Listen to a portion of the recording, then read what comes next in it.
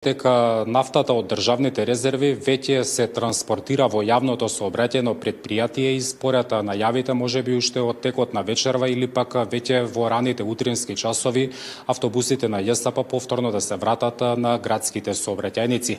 Во овие вести разговарам со советникот од ВМРО ДПМН Стефан Кирков во градот Скопје. Веќе слушнавме дека владата од државните резерви ќе оддели нафта за да можат автобусите повторно да се обраќаат низ градските улици. Моментално во тек е вонредната седница на градот Скопје. Што е она што вие како советничка група ќе го предложите на оваа седница? Ви благодарам за интересот. За мене ова и за целата советничка група на ВМРО ДПМН оваа седница е безпредметна, затоа што овде не се работи за политички проблем, него се работи за професионален проблем. Тој проблем доаѓа од непрофесионалното работење на градското на ЈСП. Така да тоа отвара многу сомнежи како е работено со ова предпријатие и кои го дозволил сепак ова да дојде да се случи да се најдеме пред оваква ситуација која ги загрози скопјани. Советничката група на ВМРО ДПМН секогаш работи во интерес на граѓаните, во интерес на скопјани, така ќе постапи и сега. Благодарение на владата која веднаш и експресно со премиерот Мицкоски реагираше на итна седница, се донесе таа одлука да помогне во целата ситуација во која ги затекна скопјани, не затекна сите нас и веќе кој што кажавте и вие, можам да споделам дека веќе нафтените деривати се на пат кон магазините на ЈСП и очекуваме веќе од рано изутрина да овој проблем со кој се соопштуваат скопјани да биде ставен во нормален колосек.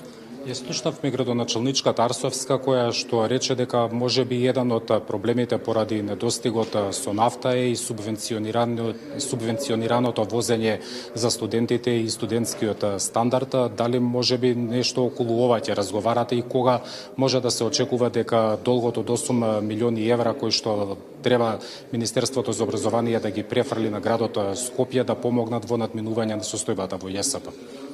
Знаете како јас не би се служил со изјавата на началничката Арсова, затоа што верувате, ја следите и вие како медиум и целата македонска јавност ја следи ситуацијата со ЈСП. ЈСП е како буре без дно. Ние советниците веќе неколку пати во текот на годините го субвенционираме во јавно предпријатие и јас повикувам и после овој проблем сите државни институции, финансиската полиција, државната ревизија да направат целосна ревизија за да се утврди како работи ова предпријатие и каде завршуваат парите на скопјани и зошто дојдовме до оваа ситуација во која се најдовме сега. Секако ВМРО ДПМН, советничката група на ВМРО ДПМН секогаш работи во интерес на скопјани. Веќе на следната седница градоначалничката слободно нека го поднесе ова како иницијатива, ќе го разгледаме, секако доколку целото тоа е фер, транспарентно и искрено, ќе постапиме како и секогаш и ќе го изгласаме. Дали може да се очекува дека на наредната седница ќе се дискутира и ќе се даде поддршка за барањето на приватните превозници кои што бараат корекција на цената за изминат километар? Баш во моментов тоа е во тек на дискусија. Се надевам дека ќе имаме целосен проект, целосна и финансиска анализа, што и како би го чинела овој град, ова што го говориме. И се надевам дека ќе најдеме сепак заедно решение, пак ќе повторам, советничката група на ВМРО ДПМН и владата секогаш работат во интерес на државата и на скопјани.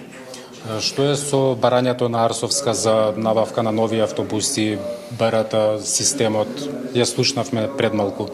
Да, тоа не е ништо ново, она го бара тоа веќе 3 години, меѓутоа до ден денес не добивме целосна анализа од каде ќе се спроведе таа набавка, колку ќе го чини задолжувањето на овој град, која банка ќе постапи. Значи, сите оние информации кои она ги доследува до нас и го обвинува Советот дека не го гласа тоа, потекнува самата нејза.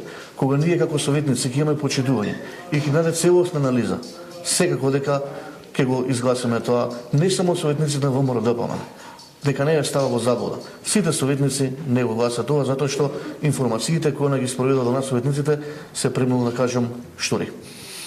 Поред, ви благодарам. Тоа беше Стефан Кирков, советник од редовите на ВМРО ДПМН и само уште еднаш да повторам дека во моментов се врши дотур на нафта од државните резерви во јавното сообраќајно предпријатие и наскоро може да се очекува дека автобусите на ЈСП ќе се вратат повторно на градските улици, а екипата на Сител останува да ја проследи во наредната седница која што е се уште во тек овде во градот Скопје. Зоран Јаневски, благодарам.